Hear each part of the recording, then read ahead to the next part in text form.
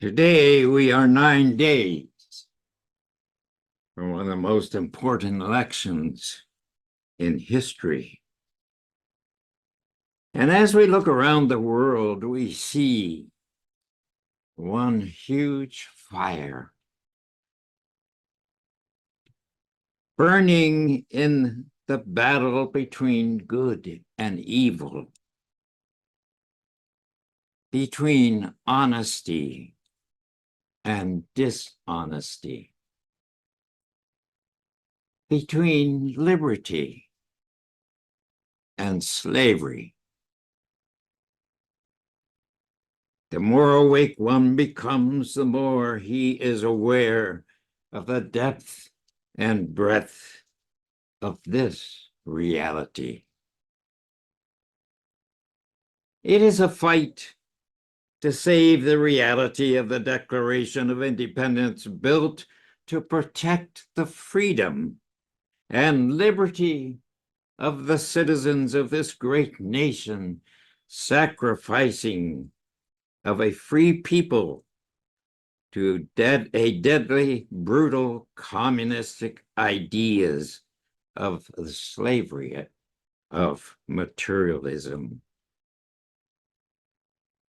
The word liberty means a state of being free within a society from oppressive restrictions imposed by authority on one's way of life, behavior, or political view.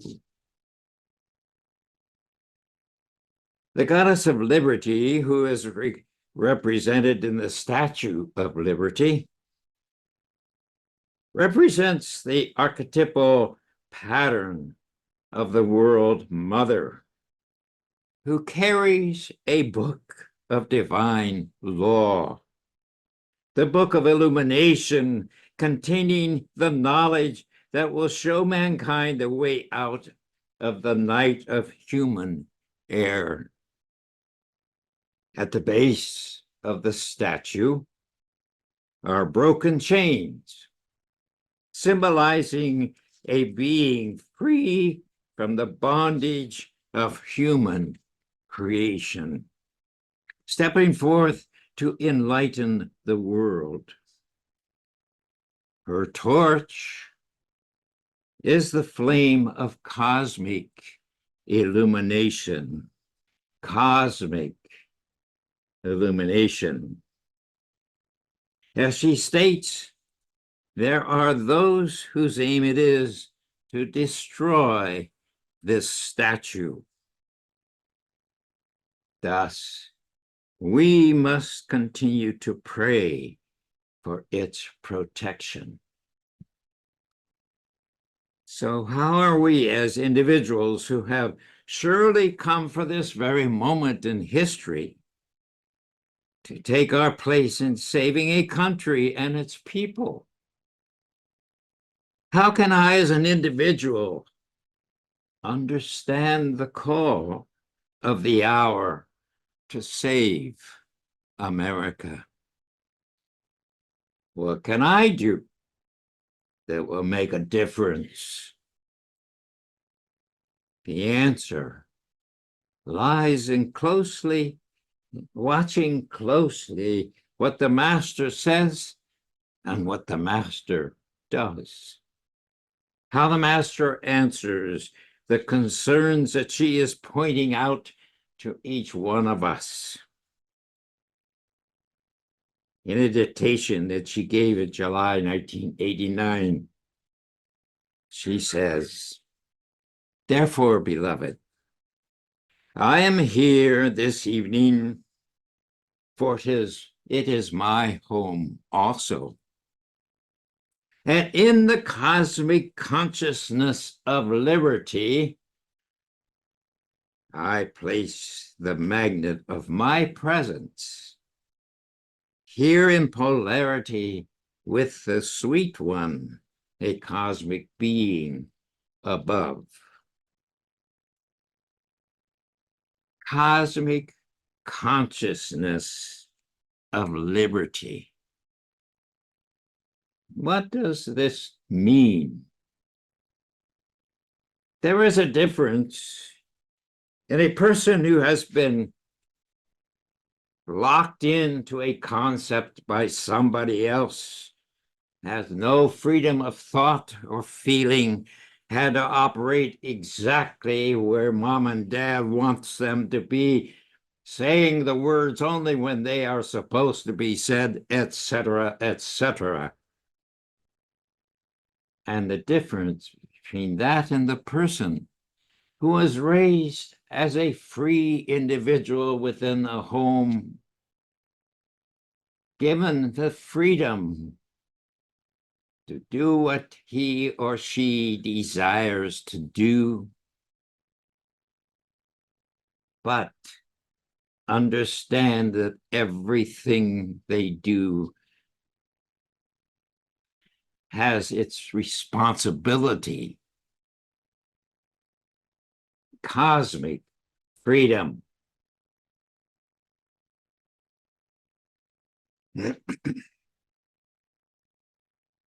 To free one from the chains that have been imposed upon them takes a tremendous amount of work. For the chains are very tight, and one has to expand, slowly expand and expand and expand. Now, all of us are in this situation. We have been trained from baby up to respond to certain situations. It's very important for us to see where our limitation is. If I were to say or ask you, what about this business of having a cosmic consciousness? Do you even have a concept of what that means? Most of us, our concepts are limited to the planet Earth. Cosmic consciousness. So we know that liberty is but we know that liberty is, but can we enlarge that concept to include a cosmic awareness? Can we learn to broaden our limited consciousness to be cosmic in depth and height and breadth? To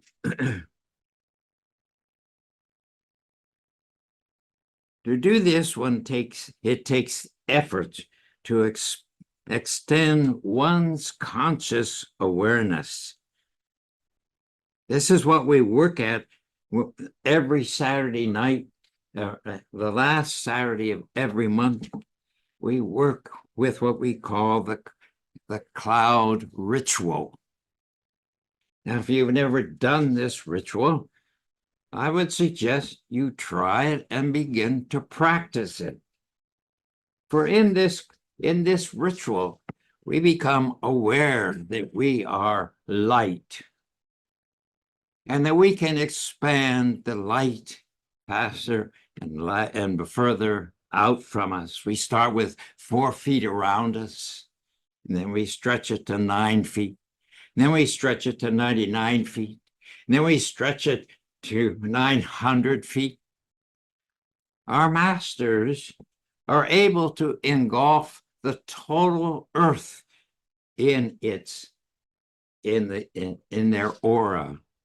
I remember a story from Gautama. He sent his disciples on a 10-day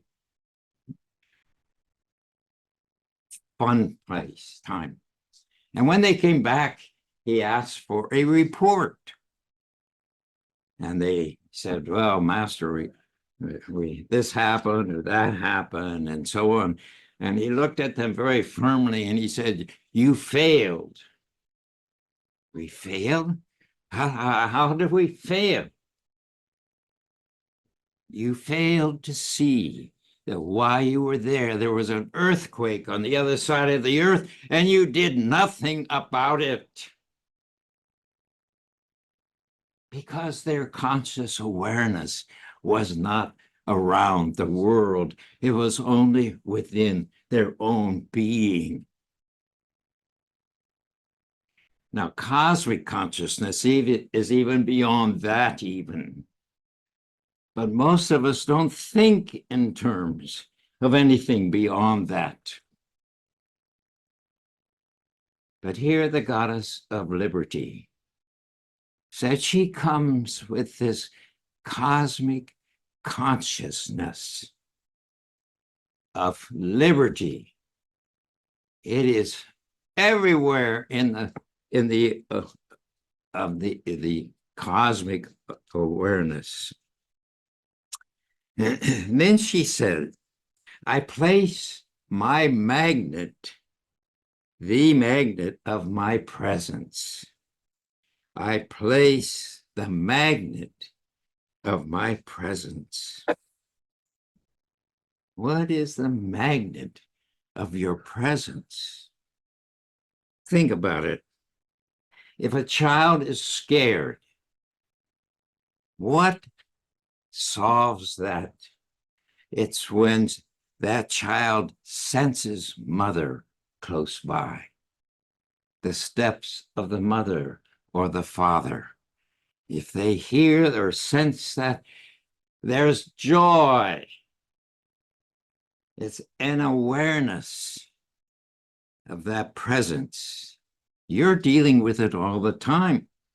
You meet somebody brand new, you shake their hand, how are you, and so on, and they can be smile from ear to ear, but you can sense if something's not right, and you don't open your heart to them. A child who you're carrying on your shoulder, looking back, the child will see one person and they'll laugh and smile.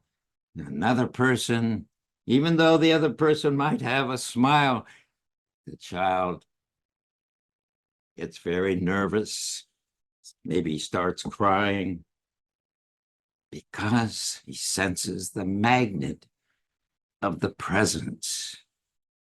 Very important. All of us have energy which creates this magnet.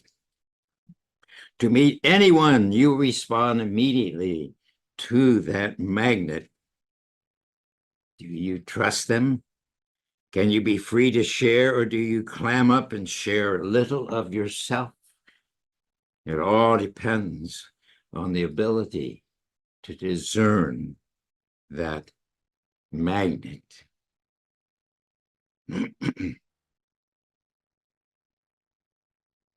You know,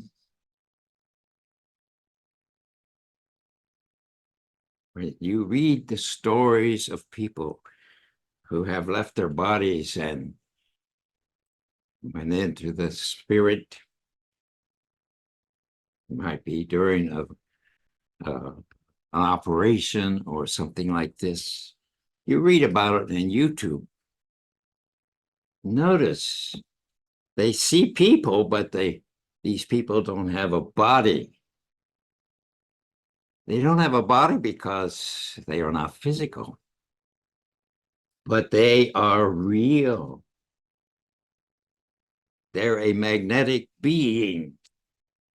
They can communicate. And they are lifted. So how many times do you feel Saint Germain, Mother Mary, Jesus, Lanello, El Morya? And when you do, how does it change your magnetic being? You feel raised. You feel a whole new person. You've had this tremendous experience.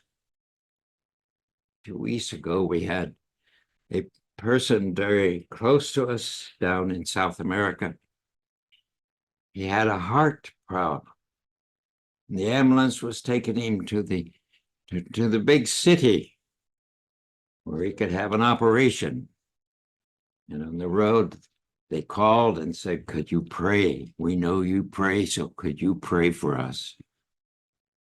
And so immediately, as soon as I heard, I relaxed, and I work a lot with some angels. And I said with one of them, I said, "Will you please go to his side and do whatever you have to. If you can save him, I would appreciate it." So some week or two later, he had 2 stents put in, and he was at the market when we were there. And he come out and said, "Carl, I have to say something." He said, "I was on the table for 2.5 hours." He said, "All that time I was very conscious. There was a huge angel on my one side and a huge angel on the other side, and they were very intensely working with the surgeon." And I said, "Thank you for the story, because that confirms what I felt when I asked my angel to go. It opens the door to cosmic consciousness. And this is so very, very important. That is why you don't want to stand in front of an abortion clinic praying, because you might get arrested, because your vibration, your magnet at that point would only indicate to them they are doing something they know they should not be doing. So get rid of you, because you are a threat to them. Or if you're walking down the street and you see some suspicious men standing in front,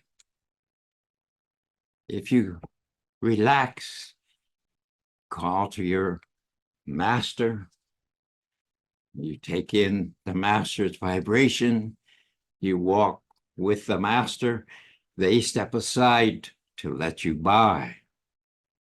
They would not touch you. So let us take this awareness into the 9 days before election. Have you decided who you feel is God's decision to lead this country? Whoever you have decided, do you see him or her in your mind's eye at this moment? Think. If you feel them and you begin to open up and make them even a greater and greater part of your being, if you walk with them day after day in your thought process, what you are doing is setting up a situation in which energy moves from you, and it changes the environment everywhere you go. You don't have to know what it is. You only know that when you walk, you're carrying tremendous energies with you, and it's like walking, and you see the energies just part as you come through with your tremendous, powerful consciousness. If you can begin to do this, you can change the overall aspect of the vote. All of us together, we open this door to which things can change. It's an amazing thing. And as we begin to choose whom we would serve, whom we would choose, what we feel God's will is, in that very moment, you walk with that in your consciousness. You don't have to tell anybody who you're voting for, but what you are becomes reality as you move through. Do you understand what we're trying to get at here? Your mind is made up, your purpose is clear. You walk the next 9 days with the chosen one in your mind, knowing the right person must be chosen, and that right person must be God's will. And therefore, you pray for that person within God's will. And make sure you bring finality by making sure you're there to vote as soon as you can be there to vote. In Pearl of Wisdom, number 32, volume 32, number 41, the beloved goddess of liberty shares the importance of this very hour. Several times in this dictation, she shares about our role in this incarnation, why we have come. And the first point in which I would like to stress is the one we have been talking about. She said, blessed hearts, terrorists who have even the markings of nuclear warheads, and surely the malintent against what they see as the hideous satanic America have already looked through their gun sights and placed their crosshairs on my statue in New York Harbor. And I have personally seen the list of those things they are trying to get rid of. You have seen it also. They take away George Washington's statues, this statue, that statue, anything that relates to the history of our country. And they are aiming at the Statue of Liberty as well. She said, will you understand, beloved, that the flame of liberty and the mother of liberty are under siege by the hordes of hell in this hour? I tell you this, and I ask you to defend my flame. The flame of my torch is the flame of cosmic illumination. Beloved, I uphold the torch of the cosmic Christ, Maitreya, and of the Lord of the world, Gautama Buddha. This is the new land.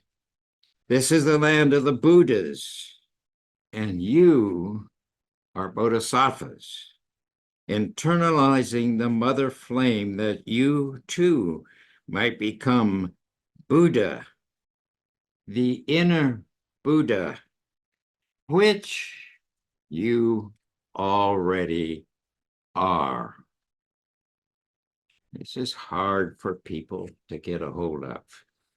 We have been trained so well to think of ourselves as sinners. We are not worthy. So quite often I will say, well, how's the saint so-and-so? And they say, well, I'm not really a saint. Mistake. You are a saint. All you have to do is live up to it. You're already there because you were made out of the very framework of the Father. That's how you are. So as you could begin to stretch your consciousness, moving away from and replacing the old ideas that I am a sinner, I am not worthy. At that point, we need to make some switches. Liberty's flame, therefore, she said, expanded in the earth, placed as a cosmic threefold flame by a dispensation a year ago, is hated by the fallen ones. And its increase, beloved, does enrage them. It does enrage them at the point of insanity. Their profanity knows no bounds, and their desecration reaches the very depths of hell. And I can almost guarantee all of you reading the news can say, how can anybody do what they're doing, say what they're saying, work as they're working? People who are supposed to be intellectuals are just nothing but junk by the way they talk, by the way their concepts, and so on. They are insane. And so this is what we are dealing with today. She also talks about balancing our threefold flames and how important this is, especially as you come to that point of your ascension. You have three major: power, wisdom, and love. You are very strong on one or maybe two, but maybe the third one isn't. What we don't understand is that when we face the test of the ascension, everything has to be strictly balanced. And so the rule is they bring everything up here down to the lowest one to balance it. And you may or may not make it if it isn't above the 51%. This is why it's so important for us to actually be serious about taking a good look. She goes in to, you might want to check what more you can do in loving other people and so on. But there's another aspect of this dictation that I want to deal with quickly here. She said, so beloved, it is the very reason of your being that these fallen ones have denied the law of life. Your reason for being, that of you and your beloved twin flame, is to be co-creators with Elohim, with a full God responsibility for your creation. All that you do and think and feel and say is your creation. But the greatest opportunity of all, beloved, is that is yours by reason of your beingness in God, is to bring forth life and to give life to another in the form of that body temple created by Elohim in conjunction with the body elemental, with the Mahachohan, with Mother Mary, with the angels of form, angels of mind, angels of individuality, who serve under the great lords of form, of mind, and of individuality. Therefore, understand, beloved, that your primary and original reason for being is to be co-creators of life with that life that is God.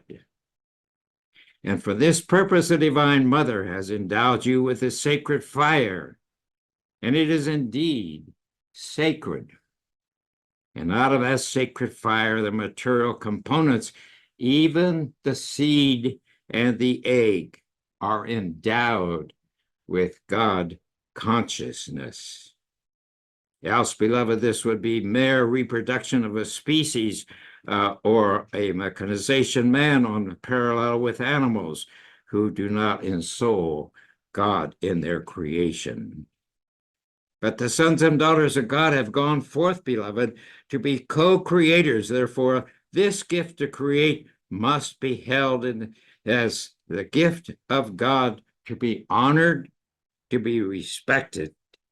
It is therefore the supreme responsibility of man and woman to consecrate their bodies, to give Elohim the opportunity to create a new temple for a soul with a mission and a destiny. For the sons and daughters of God, life therefore is holy and may be lived by them in the Holy of Holies. These fallen ones and the embodied serpents, beloved, who have been judged by God and feel the curse of their own evil upon them, who for their own open warfare against God and his Christ have lost their threefold flame, who do not love their offspring, but only live to use what light they can garner from others to consume it on their lusts. They have every reason to demand abortion and to have it on demand. For you see, they care not for that life which is their own, and there is a hatred, a very hatred of God and the offspring that is sown unto the creation that they bring forth for their own ego adornment. Knowing then that they are cut off from the light, they know that their offspring do not have light. And therefore they view abortion as their right, simply because for them it is the termination of the beginning of a creation of a body that has neither soul nor divine spark. She said, go not after them. Do not imitate them. Do not follow their philosophy. They have not submitted to Almighty God, but have challenged even Elohim.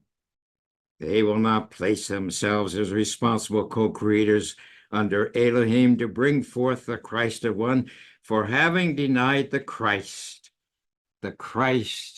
is denied to them. And if perchance they may have karma to bring forth a light bearer, blessed hearts, they are sure to abort that one, lest they may give to that one the culmination of their developed genetic system and the developed carnal mind, and sometimes superior evolution of the brain itself. We see then the fallen angels who have created a godless mechanization man, and they desire to control the propagation of this mechanization man. In fact, they consider that mechanization man has gotten out of hand on this planetary body, and that they have been educated by light bearers. They have gotten mixed in with the children of the light, and they themselves have taken up a devotion to the one true God. And they themselves, this robotic creation, in some cases have earned a threefold flame, which their creators no longer have access to.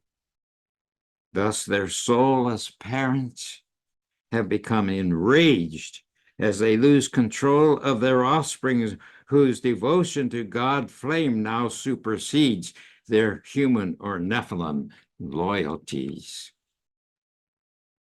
The peoples of the world have multiplied to the place where they may overturn their overlords and their false creators. Therefore, these Nephilim overlords and false creators, the embodied fallen angels, are the leaders of the abortion movement worldwide.